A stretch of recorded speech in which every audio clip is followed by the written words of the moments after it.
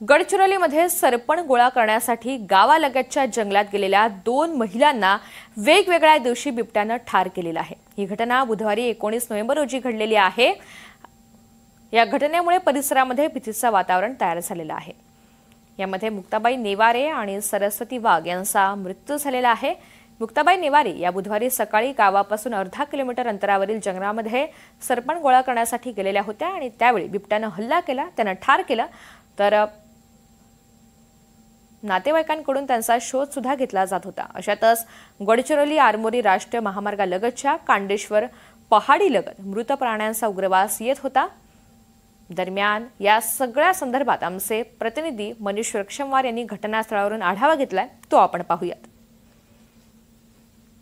सध्या राज्यामध्ये बिबट्याचा कहर झालेला आहे, बिबट्याचे हल्ले वाढलेले आहे आणि आपण गडचिरोली जिल्ह्यातील आरमोरी तालुक्यातील देऊळगाव या ठिकाणी आहोत। या ठिकाणी अशी घटना घडली की एकाच गावातील 2 ज्या वयस्कर म्हणजे जवळपास 70 ते 80 वयाच्या ज्या म्हाताऱ्या होत्या त्यांच्यावर काही हिंसक प्राण्याने हल्ला केला आहे अशी घटना घडल्याची प्राथमिक माहिती मिळाली होती। आम्ही घटनास्थळावर आलो, ज्या ठिकाणी घटना घडली त्या ठिकाणी त्यांचा मुलगा आहे, आपण त्यांच्याकडून जाणून घेऊया ते काय सांगणार आहे। काय सांगाल तुम्ही, काय झालं होतं? गावाला जातो म्हणून निघून गेली, तिथून मग घरा शेजारच्यानं सांगून दिले का गावाला गेली, ठीक आहे म्हणून शोध मोहीम चालू केलो, कुठंच मिळालं नाही।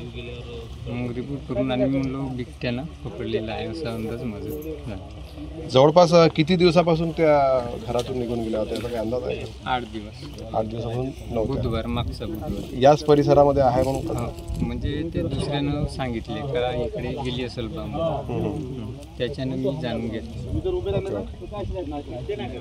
आपल्यासोबत त्यांचा मुलगा होता, त्यांचं म्हणणं असं आहे की काही दिवसापासून ती घरून निघून गेली होती आणि मग या ठिकाणी बॉडी मिळालेली आहे, डिकंपोज झालेली। त्या ठिकाणी फॉरेन्सिक टीम सुद्धा आलेली आहे, फॉरेस्ट कर्मचारी आहेत, पोलीस कर्मचारी आहे आणि ते तपास घेतात नेमका हा मृत्यूचं कारण काय आहे। कॅमेरामनसह मनीष रक्षमवार, NDTV मराठी, गडचिरोली।